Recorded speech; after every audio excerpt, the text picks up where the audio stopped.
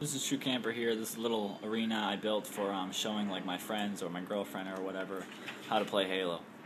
And I'm going to use it today to talk about some weapons.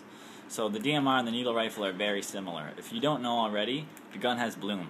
So bloom is basically recoil. So if I were to take shots at this wall, you'll see the circle on my gun, my crosshair, opening up. And after about 4 shots, it's fully open. And then within that circle is where my shots are going to hit. So if my bloom is closed, my shots will hit in perfect middle every time. So if you were to shoot at a person, the bloom is roughly the size of their body. And I mean, the body's a bigger target than the head, and everybody knows in Halo you have shields. So it's always better to shoot them in the body. So however you want to do it, if you want to spam it, or if you want to pace your shots, and let your bloom reset and make sure you have accurate shots, it's totally your call. I like to spam the body, 4 shots, and then I wait, and then I take the head. But totally your call, totally personal preference. And anything you see in my videos is my opinion. None of it is actually fact. So the DMR holds 15 shots per clip, where I think the needle rifle holds 18 or something, or 17. And this gun is single shot, so if I pull the trigger, it just shoots the one time, where the needle rifle is like an auto fire gun. So the needle rifle can bounce, and the DMR cannot bounce. It kind of looked like it did that first time. I don't know, maybe you'll get lucky, but I don't think the DMR bounces. But the DMR has a slightly slower rate of fire than the assault rifle, but I think the assault rifle takes 1 extra bullet. It takes 2 extra shots to kill. The DMR is 5, and I think the needle rifle's 7. But with the increased rate of fire, it kind of evens out. So in a ZB game type, I kind of prefer the needle rifle, but you know what? It's whatever. And totally personal preference. Something you should know about the bloom is that if you crouch, your bloom is significantly reduced. And if you crouch and you scope in, your bloom is reduced again. You have even less. So even less recoil when crouched and when scoped in. Way less recoil.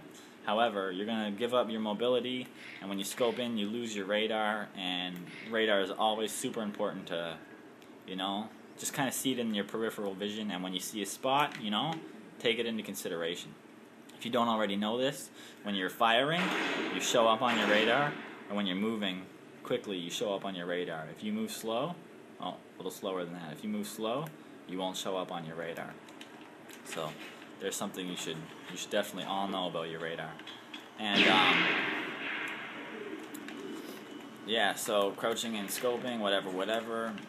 A few other things that I find people don't know about this game that they really should know is that the grenade launcher is a super awesome weapon. It's a one-hit kill if you know how to use it.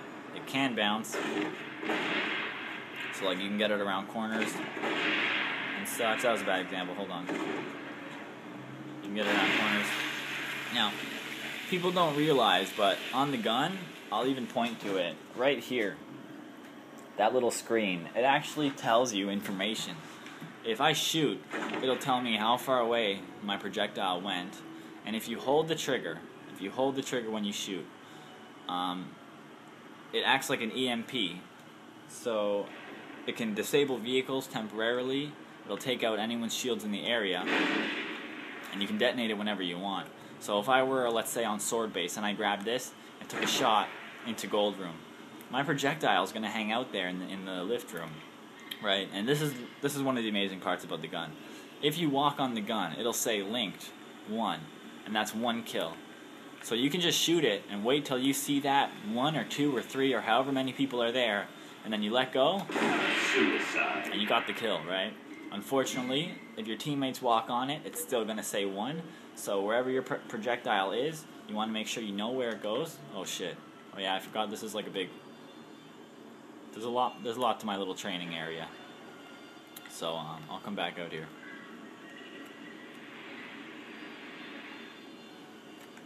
But yeah, it will kill your teammates too, so always watch your team tag. Teammates have a tag or a service tag on their head that show their location at all times, and you really want to pay close attention to it. So weapons like the assault rifle, most weapons have like an alien counterpart and vice versa. So the plasma rifle and the assault rifle are very similar. I'd say I prefer the plasma rifle because plasma weapons break shields faster than ballistic weapons. But they kill slower and ballistic weapons kill faster. So if you pop their shields with this and then switch to the pistol or assault rifle, you're almost always going to win the fight. And I mean, that's pretty cool. So I prefer the assault rifle because as long as you keep it nice and vented, it's a pretty badass gun and it's underappreciated. I mean, I think it goes for a really good combo with the shotgun to just weaken them up and then finish it. I don't know. Everybody has their own playstyle, so that's what I like to do with it. Certain guns, let me see here. Certain guns like this one, oops.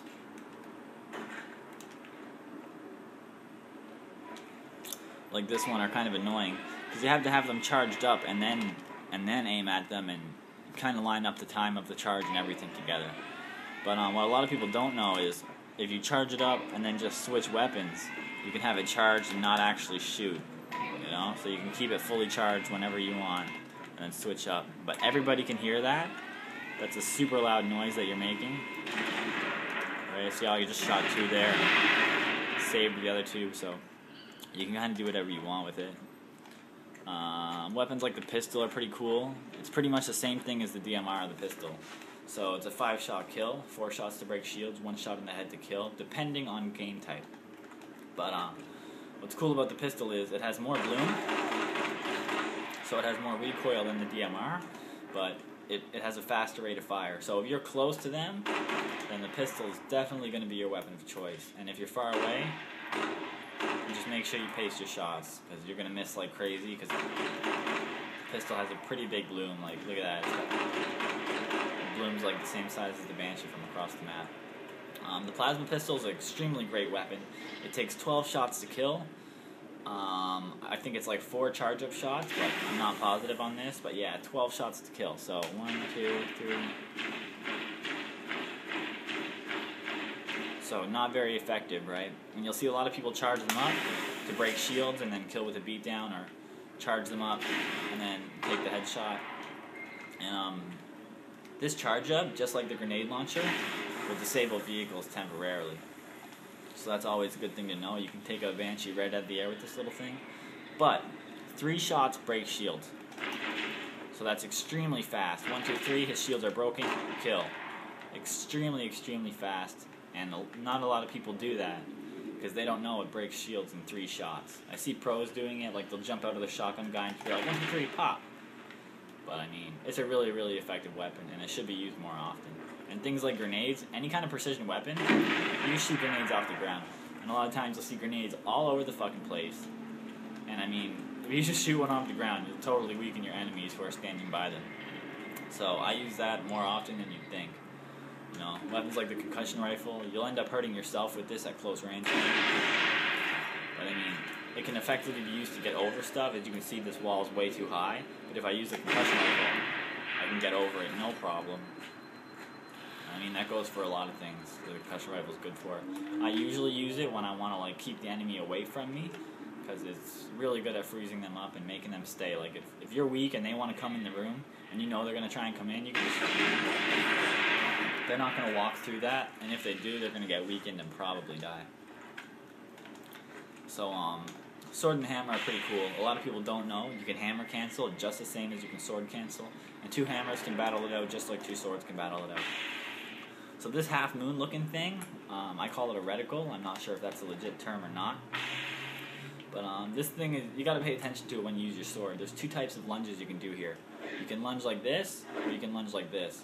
So the melee lunge is faster, and the trigger lunge is slower. However, if you're within, let's use this little blue guy, if you're within a certain distance of him, your reticle will turn red. And when that happens, and you use the trigger thing, it will lunge you and like suck your sword right into that guy. And unless he sword cancels, he's fucked. And even if he does sword cancel, then, you know, he's going to be one shot and you're going to be like, have your shields nicked. So you have a huge advantage there. I mean, I guess that's all I really have to show you for now. There's a lot more to the weapons, but you have to learn the weapons and the differences and where they are and how they work and stuff. You got to learn it yourself. So go into the games and go into Custom Gamer Forge and just check them out. Weapons like this are amazingly powerful. I don't want to tell anybody anything about this gun because nobody ever picks it up, and I fucking love it. So, one thing I will say though is if the guy's really far away and he's like, don't try and hold it, even though it is, before it overheats, you will get the kill. I find usually if you miss like a tiny bit, your kill will get away. So it's always better to shoot a little bit, cool it, and then shoot a little bit more. That's how I find is the most effective way to get kills with that weapon. Anyway, yeah, know your weapons, know what they do, how they work, because certain things like, you know, knowing that this breaks shields in 3 shots, like that can really help you a lot. Or, you know, knowing that this has a faster rate of fire but takes a couple more shots to kill, like that, just stuff like that helps out, because weapons that a lot of people think are useless actually do have like specific advantages and specific times where you should be using them. So that's true, camper. Sorry for rambling on a little bit. I don't prepare any of my shit. Keep in mind, everything in my video is my opinion. And yeah, see you on the battlefield.